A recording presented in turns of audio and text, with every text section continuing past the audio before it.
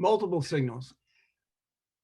Dan, you well know, in the run-up to the Biden-Putin summit, there were at least 4 coalitions that asked Biden and Putin to deal with the nuclear weapons issue. And I was part of one of them, which we were very glad to have you endorse. Very pleased. They all probably succeeded in helping Biden and Putin get to that issue, which there was no sign they were going to until about 2 days before the summit. And they all got Biden and Putin to reiterate the Gorbachev Reagan statement about nuclear war cannot be won and should never be fought. Ours in particular, though, went farther. It asked for no first strike, for them, the 2 parties, to declare no first strike and to state their commitment to the total elimination of nuclear weapons, as the United Nations has asked for. Now, they did not accept that. We didn't get anywhere. Peter, on that. if you could kind of come to the question. So here it is. So my question, Dan, is so here are these 4 coalitions. What should we do next? Well, I'm not sitting here with the thought that I've had any solution to this, practically speaking, how to make a difference in this buildup, because really there hasn't been in the half a century or so that I've been activist on this outside the government. There hasn't really been a change in the danger of nuclear war. The end of the Cold War made a big change because, as I said, this change in attitudes and the willingness to negotiate and the fear that a report of incoming missiles is really real, because the other side is an enemy. That changed it was not the weapons that changed so much, but it was the attitude that changed. And now we're going back to that, very unfortunately. So I think when Joe raised earlier, what can we do about China? The same thing with Russia, to oppose the idea of Cold Wars, of getting back to Cold Wars and defining them, what that means in the sense of seeing them not as an adversary or rival or another great power. By the way, when they talk about the competition from China, it's economic, it's technological, it's various things. It's not ideological and it's not military. So why do we use the word enemy, which has a very unfortunate, implications for people? And when people say, well, look at them, look at the Uyghurs, which is true, probably a crime against humanity is probably going on there. And look at Hong Kong and the other things. It's like looking at Myanmar and the Rohingya and so forth. There is no military solution to that. In fact, military threats in action are not even part of a solution to any of that. And that's obviously true with Hong Kong, that we just from capability. But with Taiwan being a whole 100 miles off, several thousand miles from us, yes, to be sure, but 100 miles from China, maybe that one we can deal with militarily. No, actually not. It's not that we would necessarily be defeated, but that approach, is very, very unpromising for humanity. So getting back, okay, what can we do? Gorbachev, first of all, on the motto, cannot be won and must not be fought. It had no effect in the past that I can see. It wasn't the key thing with Reagan and Gorbachev making their agreements.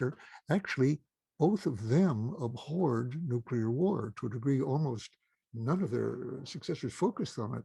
Even Reagan, hated we didn't know that at the time, but he had this obsession with the shield, the Star Wars, a crazy idea in which he was encouraged by Edward Teller and the military-industrial complex. It was crazy, and everybody knew it was crazy, but it made a lot of money, and it prevailed. But our movement did prevent wasting another $1 trillion probably on ABM. But that the point, what I'm saying is, with the ICBMs, with these accurate missiles, with the launch on warning, with the first use threats, we're in terms of the deployments, we're back. It hasn't made a change. Yes, more than 80% of the warheads have been dismantled on the US and Russian side. That makes no difference at all if the war occurs. And it doesn't change the likelihood of war with both sides putting those warheads on vulnerable land-based missiles. So, but Gorbachev, and you said no first strike. Well, if people interpret that just as no preventive war, and so forth, well, we haven't actually really planned that anyway. But how about preemption? Here's one that would be a real change, but hardly anybody would recognize what you're talking about. Nuclear war cannot be won, and you can't, talking about US and Russia now, and you can't limit damage in it. And spending money on ground-based strategic deterrence with high accuracy, improving the accuracy with super fuses on the Trident missiles so they can hit Russian ICBMs, so that will not limit damage. Well, it takes away the rationale for all these weapons, but that doesn't necessarily get you there. What Gorbachev said with his new way of thinking was, don't try to improve your own security by reducing the other side's security. Look for cooperative security, collaborative security, common security, he said. And he backed that up.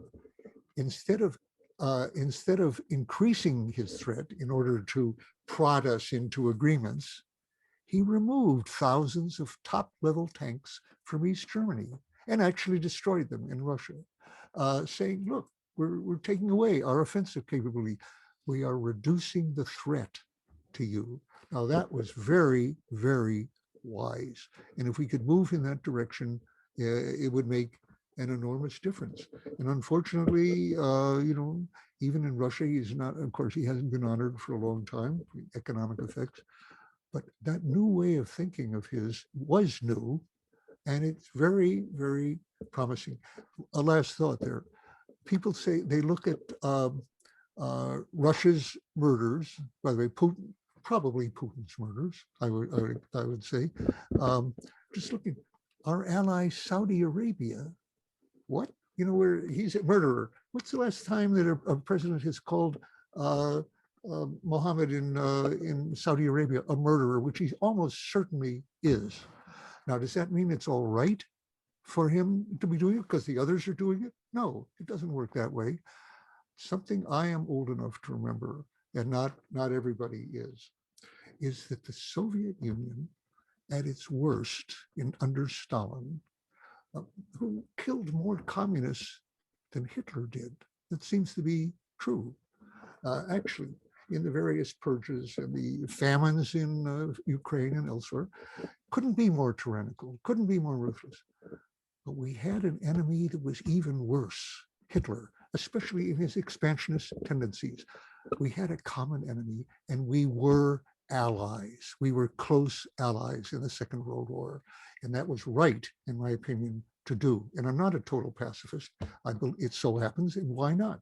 Because I look back at World War II and I say the British were justified in firing lethally at German bombers over London, and the Russian soldiers were justified in fighting against German tanks that were coming at them, and so forth. So it isn't that I think all violent action, and none of it is ever justified. I don't believe that. Very hard to find any since 1945, actually, that was justified. It is a different world. And in the nuclear era, of course, there's totally new. So do Russia and China and we have a common enemy? Yes. Climate change and nuclear weapons.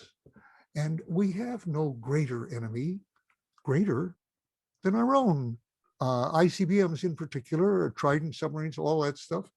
Anything that could increase the risk under some circumstances of nuclear war. Russia the same.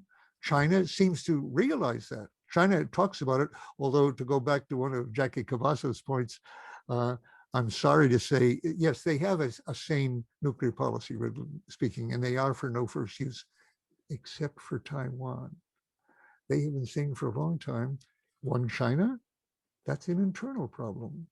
Now, I don't really expect them to use nuclear weapons against Taiwan, but they don't rule it out. That's not wise in the end. None of that is. So we come down to the fact it is possible for humans to be more humane than our leaders have been, and more wise than they've been ever. And that's what we need. Actually, it's not just the leaders.